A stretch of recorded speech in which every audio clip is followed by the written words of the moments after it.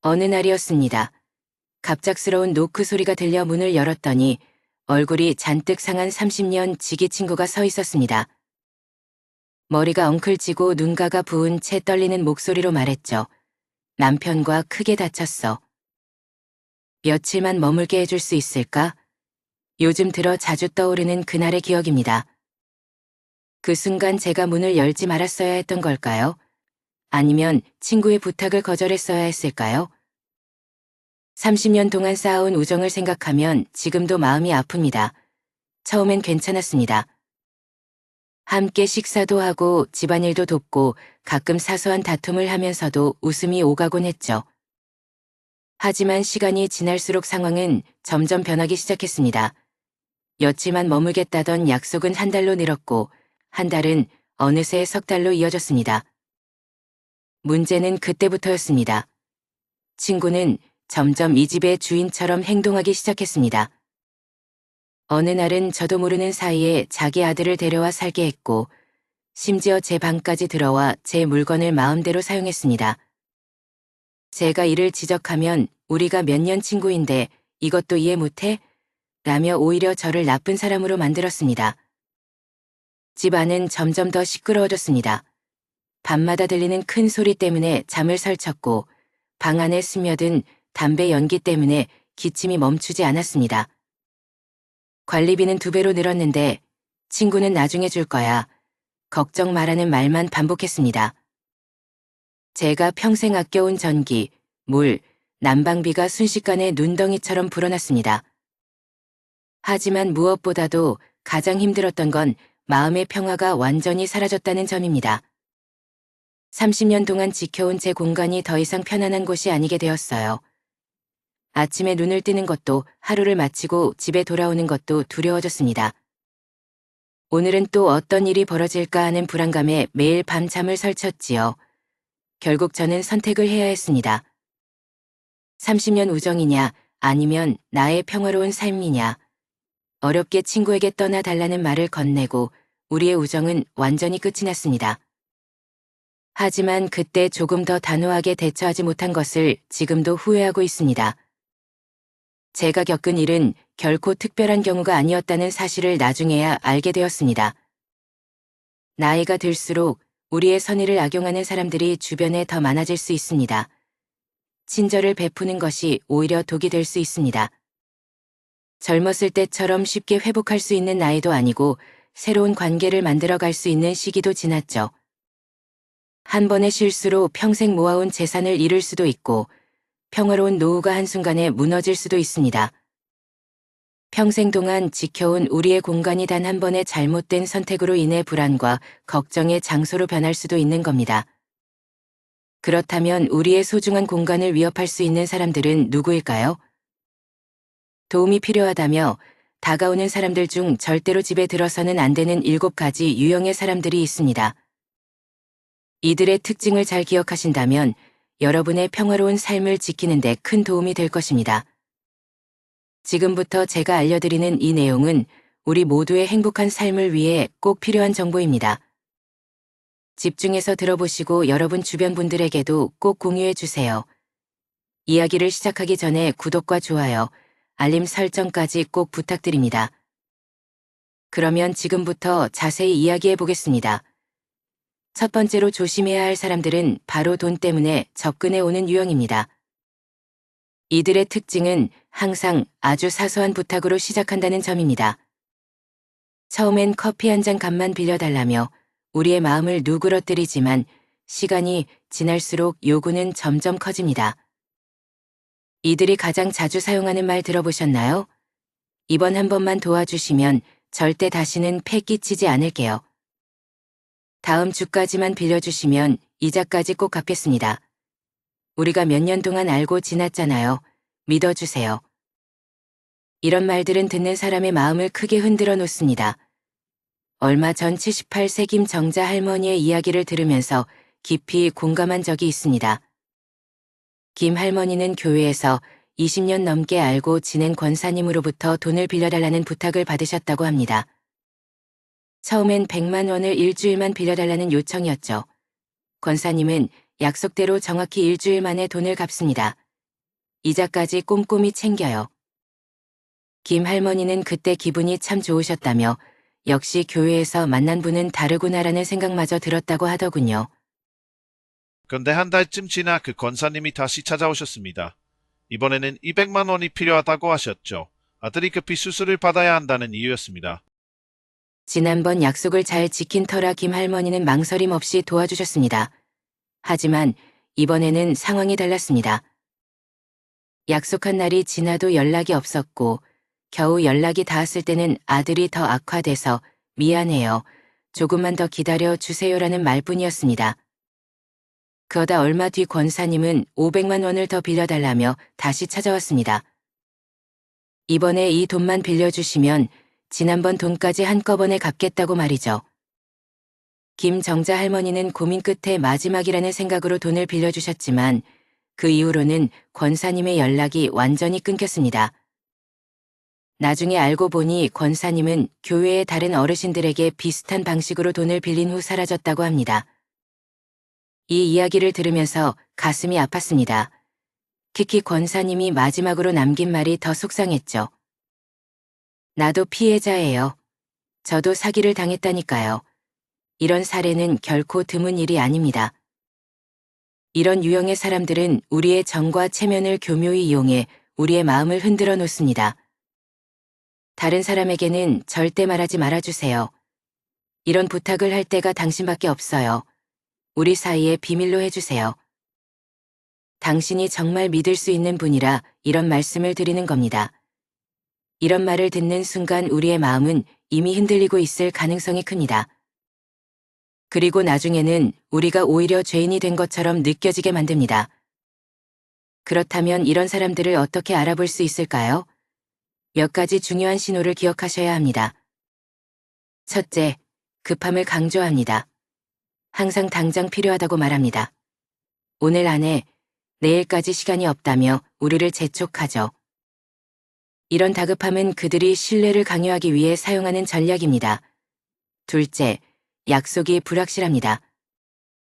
곧 갚겠다, 조만간 해결될 것이라는 말로 불확실한 약속만 반복합니다. 정확한 날짜나 방법을 말하지 않고 계속 미루기로 한다면 이미 위험 신호입니다. 셋째, 감정적인 호소를 합니다. 당신밖에 믿을 사람이 없어요. 이번이 마지막이에요. 평생 은혜를 잊지 않겠습니다. 같은 말들로 우리의 마음을 흔들며 신뢰를 요구합니다. 이런 말에 동요되기 쉽지만 반드시 냉정하게 판단해야 합니다. 마지막으로 꼭 기억하셔야 할 것이 있습니다. 돈 문제는 절대 감정적으로 접근해서는 안 됩니다. 아무리 가까운 사이라도 돈을 빌려주실 때는 반드시 문서로 남기셔야 합니다. 사용증을 작성하는 것은 상대를 믿지 않는 것이 아닙니다. 오히려 서로 간의 신뢰를 지키는 가장 확실한 방법입니다. 만약 돈을 빌려달라는 사람이 차용증 작성을 거부한다면 그것이 바로 위험 신호입니다. 이럴 때는 단호하게 거절하셔야 합니다. 우리의 노후 자금은 그 누구를 위한 것이 아닌 오직 우리 자신과 배우자를 위한 것임을 잊지 마세요. 두 번째로 조심해야 할 사람들은 끝없이 요구하는 유형입니다. 이들의 특징은 항상 사소한 부탁으로 시작하지만 시간이 지날수록 요구가 점점 더 커진다는 점입니다. 처음에는 잠깐만요. 이거 하나만 도와주세요. 같은 부탁으로 시작해 조금씩 우리의 마음을 열도록 만듭니다. 얼마 전 73세박 우정 할머니의 이야기가 생각납니다. 작년 여름 아파트 경로당에서 알게 된 이웃 할머니가 처음엔 작은 부탁으로 다가왔다고 합니다. 김치가 너무 맛있던데 한 포기만 나눠주실 수 있나요? 라며 친근하게 말을 걸었고 며칠 뒤에는 된장찌개 냄새가 너무 좋아요. 같이 먹으면 안 될까요? 라고 부탁했죠. 박 할머니는 인심 좋게 음식도 나누고 커피를 함께 마시며 즐거운 시간을 보냈습니다. 처음에는 말동무가 생겨 기뻤지만 이웃 할머니의 방문은 점점 잦아졌습니다. 혼자 밥 먹기 심심하니까 같이 먹어요. 내일 병원에 가야 하는데 함께 가주실 수 있죠? 마트에 장 보러 가는 길인데 저도 좀 태워주세요. 이런 부탁은 점점 더 커졌고 어느 순간 부담이 되기 시작했습니다. 박우정 할머니가 몸이 좋지 않다고 말하면 이웃 할머니는 그래도 저보다는 낫다며 오히려 죄책감을 느끼게 했습니다. 결정적인 사건은 작년 겨울이었습니다. 이웃 할머니가 보일러가 고장났어요. 며칠만 머물게 해줄 수 있죠. 고마워요. 라고 이야기하며 짐을 들고 온 것입니다. 그러나 며칠이라는 약속은 지켜지지 않았고 결국 한 달 넘게 박 할머니의 집에 머물렀습니다. 그동안 이웃 할머니는 친구를 불러 커피를 마시기도 했고 박 할머니는 더 이상 집에서 편안함을 느낄 수 없게 되었습니다. 이런 상황에 처하면 우리는 고민에 빠집니다. 지금 와서 어떻게 거절하지? 이웃 관계가 깨지면 어쩌지? 내가 못된 사람처럼 보이면 어떡하지?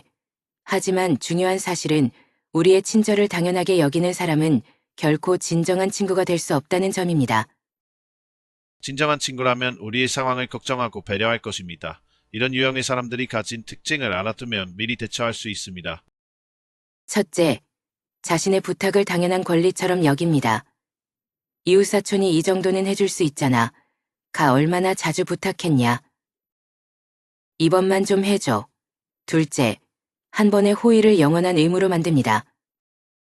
도와준 일이 마치 계속 도와줘야 할 책임처럼 여겨지는 경우가 많습니다. 셋째, 거절하면 감정적으로 압박합니다. 다른 사람들은 다 도와주던데 왜 안 돼요? 좋은 사람인 줄 알았는데 제가 잘못 본 것 같네요. 이런 사람들을 만나면 어떻게 해야 할까요? 가장 중요한 것은 처음부터 분명히 선을 긋는 것입니다. 우리의 평화와 건강을 위해 단호한 태도를 유지해야 합니다. 지금은 제가 좀 힘들어서 어렵습니다. 오늘은 쉬어야 할 것 같아요. 다음에 제가 여유가 생기면 연락드릴게요. 이렇게 완벽하지만 확실하게 거절하는 것이 필요합니다.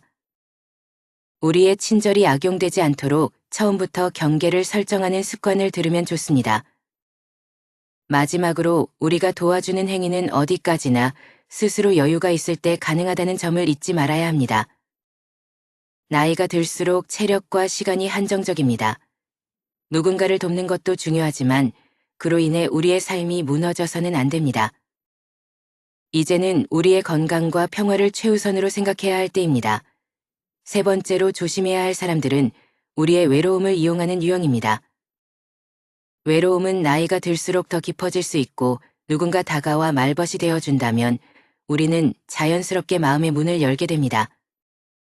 하지만 그 마음을 악용하는 사람들도 있다는 사실을 잊어서는 안 됩니다. 얼마 전 73세 정현님의 이야기를 들었습니다. 정현님은 10년 전 사랑하는 아내를 떠나보내셨고 자녀들은 모두 해외에 나가 있어 홀로 지내는 분이었습니다.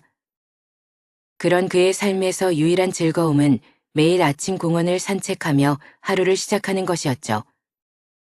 그러던 어느 날 정현철님은 공원에서 자주 마주치던 68세 김미영 씨와 대화를 나누게 되었습니다. 처음엔 단순한 인사 정도였지만 어느 날 미영 씨가 먼저 다가와 말을 걸었다고 합니다. 현철 씨, 걸음걸이가 참 힘이 넘치시네요. 매일 이 시간에 산책하시나 봐요. 그 후로 두 사람은 매일 아침 공원에서 만나 이야기를 나누게 되었고 자연스럽게 커피를 마시거나 점심을 함께하는 사이로 발전했습니다.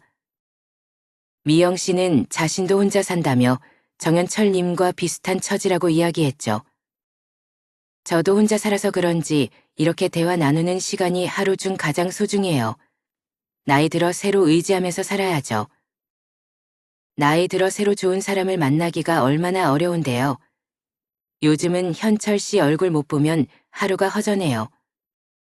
정현님은 오랜만에 누군가와 마음을 나눌 수 있다는 것이 너무나 행복하셨습니다.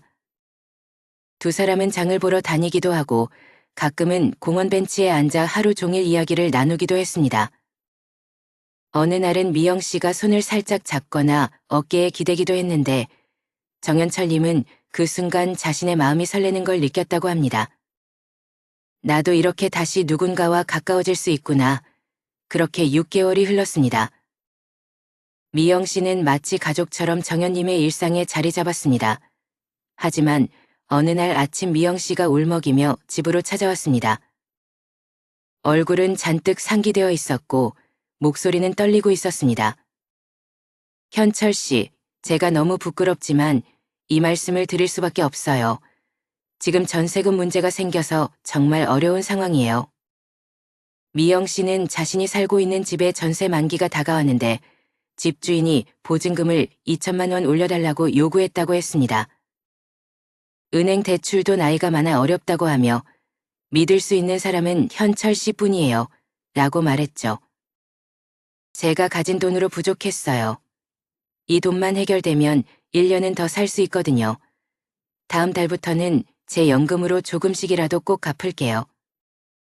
현철 씨가 아니면 정말 의지할 것이 없어요. 정현님은 고민 끝에 돈을 빌려주셨습니다. 미영 씨의 눈물이 너무 안쓰럽게 보였기 때문이죠. 하지만 돈을 빌려준 후부터 미영 씨와의 연락은 점점 끊겼습니다. 전화를 하면 받지 않고 공원에서 더 이상 그녀를 볼 수 없게 되었죠. 나중에 알고 보니 미영 씨는 다른 어르신들에게 비슷한 방식으로 접근해 돈을 빌린 후 사라졌다는 사실을 알게 되었습니다. 가장 힘들었던 건 정현철 님이 이 일을 자녀들에게조차 말하지 못했다는 점입니다. 돈을 잃은 것도 속상하지만 누군가를 믿었던 제 마음을 잃어버린 것 같아요. 그게 더 서글퍼요. 이야기를 들으면서 가슴이 아팠습니다. 이런 일이 남의 이야기처럼 들리지 않는 이유는 누구나 외로움을 느낄 때 따뜻한 손길을 원하기 때문일 겁니다. 하지만 이런 우리의 약점을 악용하려는 사람들은 분명히 존재합니다. 그들의 행동에는 공통된 특징이 있습니다. 첫째, 우리의 생활 패턴을 미리 파악합니다. 그들은 우리가 매일 같은 시간에 산책하거나 자주 가는 장소를 기억합니다. 그렇게 우리의 일상을 관찰하며 마치 우연히 만난 것처럼 자연스럽게 접근하죠. 여기서 자주 뵙네요. 라며 인사를 건네거나 마치 오래전부터 알고 지낸 사이처럼 편안하게 다가옵니다. 둘째, 우리와 비슷한 처지라며 공감을 이끌어냅니다. 저도 혼자 살아요. 자녀들이 멀리 있어서 저도 외롭죠. 이런 말들로 우리와 상황이 비슷하다고 느끼게 만들어 신뢰를 쌓기 시작합니다. 외로움 속에서 서로의 처지를 이해하는 것처럼 느껴지지만 사실은 우리 마음의 문을 열기 위한 시작인 경우가 많습니다. 셋째, 천천히 신뢰를 쌓아갑니다. 갑작스러운 요구는 거의 하지 않습니다. 대신 처음에는 가벼운 대화나 작은 부탁으로 시작합니다. 그러다 시간이 지나면 우리의 일상 깊숙이 들어오며 점점 더 큰 요구를 합니다. 처음에는 커피 한 잔 마셔요. 같은 가벼운 제안이지만 나중에는 함께 잠을 보거나 개인적인 도움을 요청하는 단계로 넘어갑니다. 넷째, 결정적인 순간에는 급박한 상황을 만듭니다. 당장 내일까지 해결해야 해요. 시간이 없어요. 이번만 도와주세요. 이런 말을 하며 우리를 심리적으로 압박합니다. 마치 지금 도와주지 않으면 큰일이 날 것처럼 몰아붙이죠. 이 급박함에 우리는 제대로 판단하지 못하고 결정을 내리게 될 수 있습니다. 이런 사람들에게 휘둘리지 않기 위해서는 몇 가지를 꼭 기억하셔야 합니다. 가장 중요한 것은 갑작스러운 친밀감에 경계심을 가지는 것입니다. 진정한 관계는 시간을 두고 천천히 쌓이는 것이지 몇 달 만에 깊은 신뢰를 요구하는 것은 경계해야 할 신호입니다. 그리고 혼자라는 이유로 아무에게나 마음의 문을 열어주지 마세요. 새로운 인연을 원하신다면 복지관이나 주민센터 같은 공식적인 모임을 통해 사람들을 만나보세요. 그런 곳에서는 진정으로 교류를 원하는 분들을 만날 수 있습니다. 마지막으로 돈 이야기가 나오면 관계를 끝내야 합니다. 아무리 친해졌다고 해도 돈 문제는 반드시 선을 명확히 그어야 합니다. 미안하지만 돈 문제는 제가 도와드릴 수 없어요. 이 한마디가 우리의 소중한 일상과 평화를 지키는 가장 큰 힘이 됩니다. 네 번째로 조심해야 할 사람들은 오랜 우정을 이용해 접근하는 유형입니다. 이런 경우가 특히 위험한 이유는 우리가 가진 신뢰와 추억을 이용해 마음을 더 쉽게 흔들어 놓기 때문입니다. 얼마 전 71세의 이세님의 이야기를 들었습니다. 이세님에게 40년 전 시장에서 과일 가게를 하며 알게 된 친구가 있었습니다. 결혼식에도 참석하고 아이들 돌잔치에도 함께하며 한때는 가족처럼 지냈던 소중한 인연이었죠. 시간이 지나며 연락이 뜸해지긴 했지만 서로의 안부는 늘 궁금했던 그런 친구였습니다. 그러던 어느 날 그 친구가 연락을 해왔어요. 세라야, 내가 잘 지낸다니 내가 더 기쁘다. 사실은 내가 너한테 부탁할 일이 있어서. 알고 보니 친구는 요즘 건강식품 사업을 시작했다고 했습니다. 처음에는 우리 나이에 좋은 거니까 몇 개만 구매해줘라며 가볍게 요청했죠. 하지만 얼마 지나지 않아 이야기가 점점 다른 방향으로 흘러갔습니다. 세라야, 너도 이제 노후 준비해야지. 요즘 가상화폐라는 거 들어봤어? 내가 너라서 특별히 알려주는 거야. 그게 진짜 큰돈 되더라고. 알고 보니 그 친구는 요즘 가상화폐 투자로 큰돈을 벌고 있다는 거였어요. 처음에는 살짝 투자해보라는 말에 망설였지만 친구는 자기가 수익 난 것을 보여주며 끊임없이 설득했습니다. 내가 너한테 거짓말할 리가 있겠어? 나도 여기에 올인했어. 처음엔 1,000만 원만 넣어봐. 수익 나면 더 넣으면 되지. 다른 사람도 아니고 내가 한다면 특별한 정보를 줄게. 우리가 얼마나 오래 본 사이야? 결국 이세님은 1,000만 원을 투자했습니다. 신기하게도 첫 달에 200만 원, 두 번째 달에는 300만 원의 수익이 났습니다. 내가 뭘 했어? 이제 믿어지지? 적금 해약해서 나오면 진짜 대박 날 거야. 수익을 직접 확인한 이세님은 적금을 해약해 5천만 원을 더 투자했습니다. 40년 지기의 친구 말을 믿을 수 있을 거라고 생각했죠.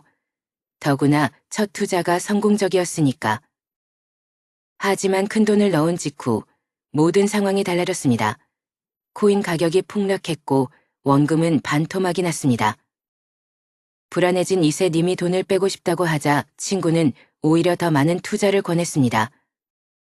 지금이 기회야. 더 싸게 살 수 있을 때 추가로 넣으면 평단가를 낮출 수 있어. 라며 오히려 더 많은 투자를 부추겼습니다. 불안한 마음에 돈을 빼려고 하자 바보야. 지금 빼면 손해 확정하는 거야. 2개월만 더 기다려봐. 내가 확실한 정보를 입수했거든. 하며 계속 막아섰어요. 급기야 이달 말에 큰 호재가 있다. 이렇게 이야기하며 대출을 해서 끌어다 넣으라고 부추겼습니다. 그러던 어느 날 밤 이세님은 거래소 접속이 안 된다는 사실을 알게 됐습니다.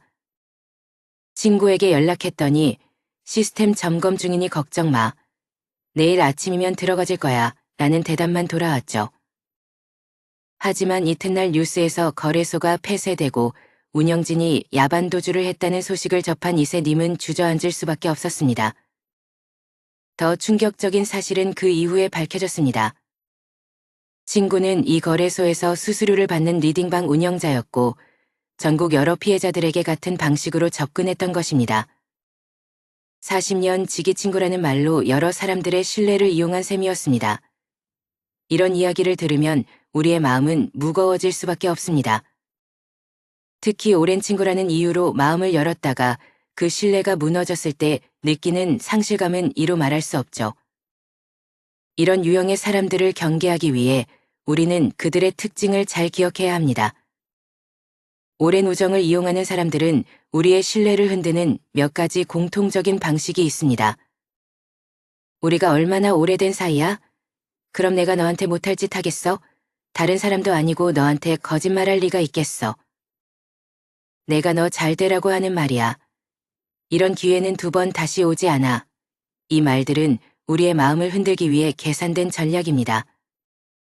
특히 오랜 친구라는 점 때문에 우리는 더 쉽게 신뢰하게 되죠. 여기서 주의해야 할 점은 다음과 같습니다. 첫째, 오랜 친구일수록 우리의 약점을 잘 알고 있습니다. 무엇을 두려워하고 무엇을 간절히 원하는지 이런 것들을 잘 알기 때문에 그 점을 교묘히 이용합니다. 둘째, 친한 사이일수록 거절하기가 어렵습니다. 이번 한 번만 도와줘 라는 말에 쉽게 넘어가게 되고 신뢰 때문에 거절하지 못하는 경우가 많습니다. 셋째, 오랜 관계일수록 의심하기 어렵습니다.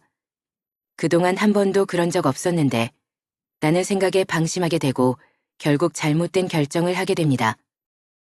그렇다면 이런 상황을 어떻게 예방할 수 있을까요?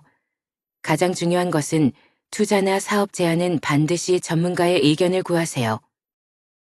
은행이나 금융기관의 상담을 요청하거나 금융감독원의 경고 리스트를 확인해 보세요. 또한 오랜 친구니까 괜찮을 거야 라는 생각을 경계하세요. 진정한 친구라면 우리의 노후 자금을 위험에 빠뜨리는 제안을 하지 않을 겁니다. 무엇보다 투자는 반드시 공식적인 금융기관을 통해 진행하세요. 아무리 친한 사이더라도 개인 간의 금전 거래는 피하는 것이 가장 안전합니다. 5번째로 조심해야 할 사람들은 끊임없이 소문을 만들어내는 유형입니다. 소문은 단순한 말로 끝나지 않습니다. 누군가의 평생 쌓아온 체면과 명예를 하루아침에 무너뜨릴 수 있는 무서운 도구가 됩니다. 이런 소문을 퍼뜨리는 사람들은 주변에 은밀히 존재하며 그들의 행동은 예상치 못한 파장을 일으키기도 합니다. 68세의 박명자님의 이야기는 우리에게 큰 경각심을 일깨워줍니다. 박명자님은 아파트 입주민 대표를 맡아 15년간 헌신하며 활동한 분이었습니다. 매일 아침 단지를 청소하고 부루 이웃 돕기 바자회를 열며 주민들 사이에서 우리 단지의 엄마로 불릴 정도로 신망이 두터웠죠. 하지만 이런 명자님에게 예상치 못한 일이 벌어졌습니다. 어느 날 한 주민이 찾아와 조심스러운 말투로 말했습니다. 명자님, 이런 말씀드리기 죄송하지만 요즘 좋지 않은 소문이 돌고 있어요. 알고 보니 관리비를 횡령했다는 소문이 단지 내에 퍼지고 있었습니다.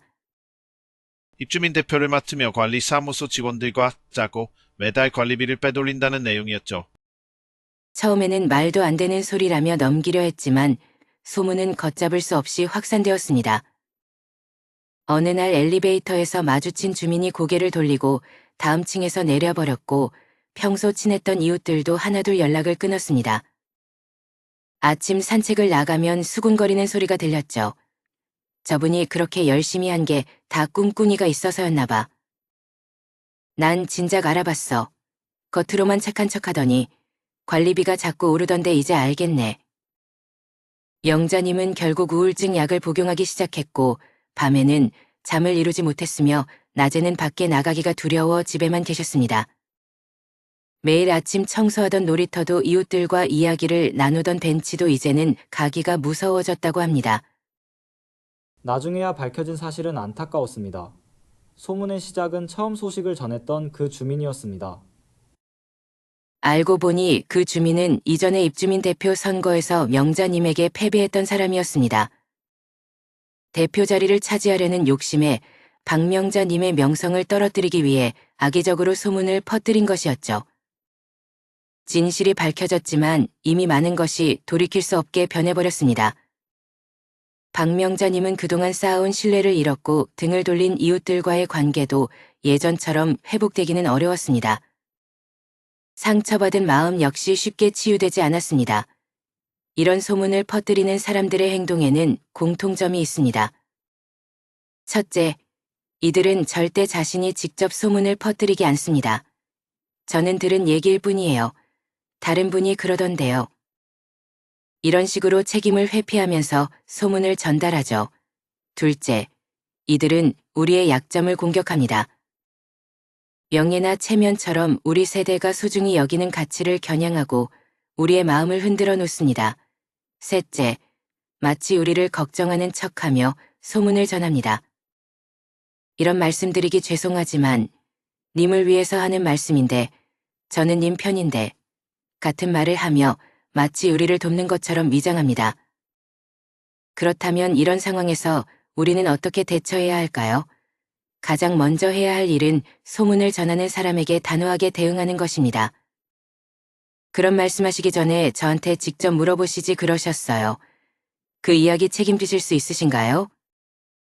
이처럼 차분하게 단호한 태도로 물으면 대부분의 사람들은 더 이상 소문을 이어가지 못합니다. 또한 소문의 출처를 반드시 확인하세요. 누가 그런 말을 했나요? 라고 물어 소문의 시작점을 알아내야 합니다. 이렇게 책임을 명확히 물으면 대부분의 소문은 이 단계에서 흐지부지 됩니다. 무엇보다 평소에 믿을 수 있는 사람들과 신뢰 관계를 쌓아두는 것이 중요합니다. 어떤 어려움이 닥치더라도 우리 편이 되어줄 사람들이 필요하기 때문입니다. 가까운 이들과 정기적으로 교류하며 신뢰를 쌓아두면 소문 같은 어려움에도 흔들리지 않을 든든한 버팀목이 되어줄 것입니다. 6번째로 조심해야 할 사람들은 우리의 사생활을 침범하는 유형입니다. 우리 집은 누구에게나 마지막 안식처이자 가장 평화로워야 할 공간입니다. 하지만 이런 사람들은 그 소중한 공간을 서서히 무너뜨립니다. 65세 최수경님의 이야기를 들어보세요.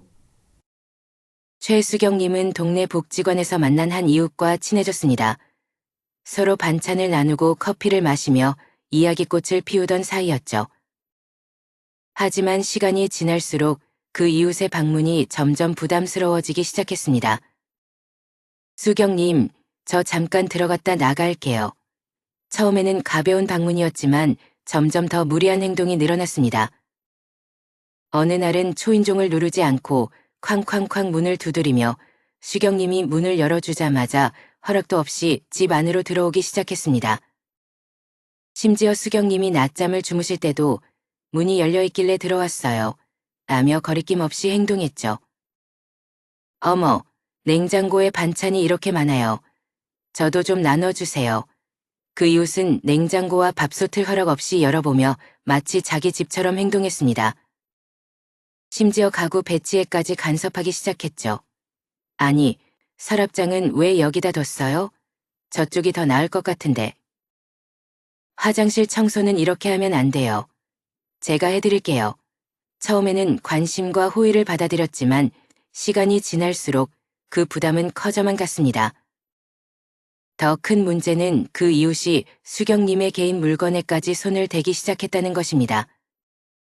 어머, 통장을 이렇게 많이 가지고 계세요? 연금이 얼마나 들어와요? 아들한테 온 편지예요? 어디 한번 볼게요. 아들이 무슨 말 하는지 궁금하네요.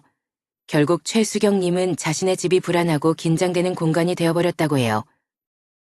화장실을 가기 전에도 문 단속을 해야 했고 중요한 서류는 자물쇠가 달린 서랍에 넣어두어야 했습니다. 어느 날 그 이웃이 현관 비밀번호가 뭐예요? 라고 물었을 땐 등에서 식은땀이 흘렀다 합니다. 이러다 무슨 일이 생기면 어쩌지? 내 통장이나 귀중품을 들고 가진 않겠지. 오늘은 또 몇 시에 불쑥 찾아올까? 이런 불안감에 밤잠을 이루지 못하는 날이 많아졌습니다. 결국 수경님은 30년 넘게 살던 집을 떠나 이사를 결심했습니다. 너무나 속상하고 힘든 결정이었지만 더 이상 그 집에서 평화를 찾을 수 없다고 느낀 수경님은 이사가 유일한 해결책이라고 판단하였습니다. 이런 유형의 사람들이 보이는 행동에는 몇 가지 공통점이 있습니다. 첫째, 이들은 아주 사소한 것부터 시작합니다.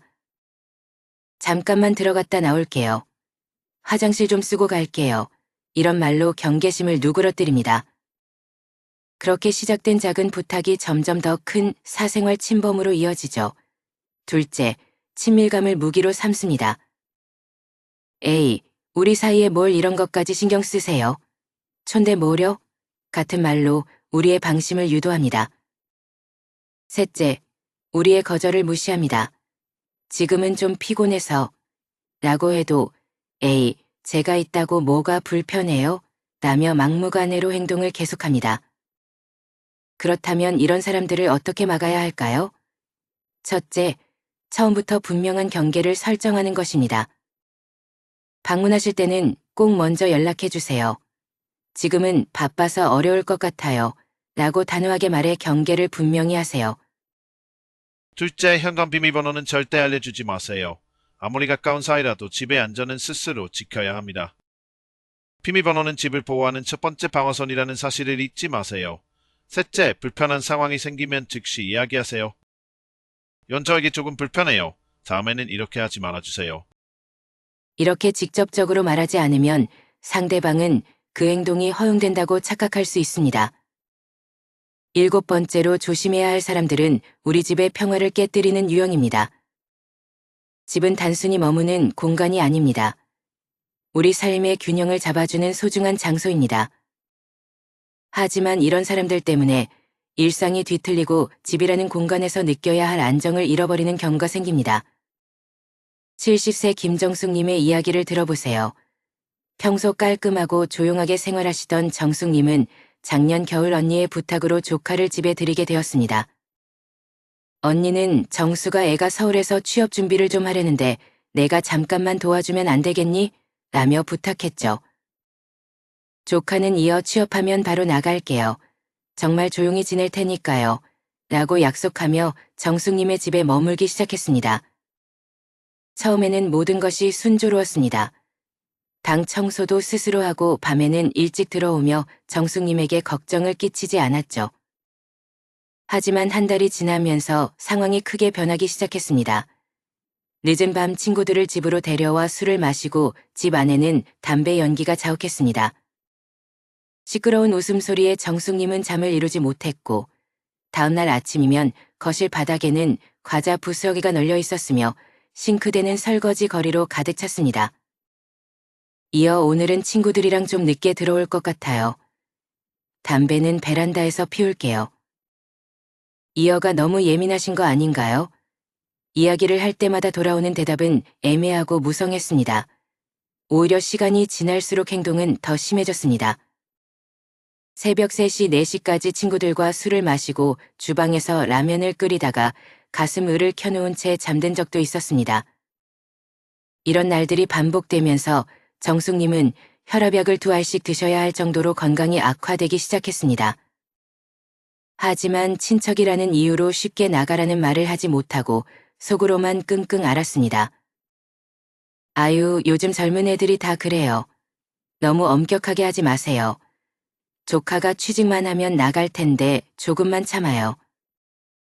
주변 사람들은 이렇게 말하며 위로했지만 정숙님의 일상은 이미 엉망이 되어버렸습니다. 조용하고 안정된 삶을 잃어버린 정숙님은 이런 상황을 겪으며 도대체 무엇이 잘못되었는지 돌아볼 수밖에 없었습니다. 우리 집은 단순한 거주 공간이 아닙니다. 우리의 건강과 행복이 시작되는 소중한 안식처입니다. 나이가 들수록 규칙적이고 안정된 생활이 얼마나 중요한지 우리는 모두 잘 알고 있습니다. 이런 유형의 사람들은 몇 가지 공통된 특징을 가지고 있습니다. 첫째, 처음에는 매우 모범적으로 행동합니다. 제가 알아서 할게요. 절대 패 끼치지 않겠습니다. 라는 말로 신뢰를 얻으려 합니다. 둘째, 시간이 지날수록 우리의 불편함을 무시합니다. 이 정도는 봐주세요. 너무 깜깜하게 하지 마세요. 이런 말을 하며 점점 더 우리의 인내심을 시험합니다. 셋째, 우리의 건강이나 평화를 고려하지 않습니다. 담배 연기가 힘들다고 말해도 밤 늦게까지 시끄럽게 해도 자신들의 편에 우선합니다. 그렇다면 이런 사람들을 어떻게 대처해야 할까요? 첫째, 처음부터 명확한 규칙을 정하세요. 우리 집에서 지켜야 할 기본적인 규칙을 분명히 말해야 합니다. 우리 집은 금양이에요. 밤 10시 이후에는 조용히 해주세요. 이런 기본적인 규칙은 반드시 준수되어야 합니다. 둘째, 규칙을 어기면 즉시 지적하세요. 한번 눈 감아주면 그것이 허용된 행동으로 여겨질 수 있습니다. 이건 나에게 불편함이 다음부터는 이렇게 하지 말아주세요. 이렇게 단호하게 이야기해야 상대방도 경계를 인식하게 됩니다. 셋째, 필요하다면 기한을 명확히 정하세요.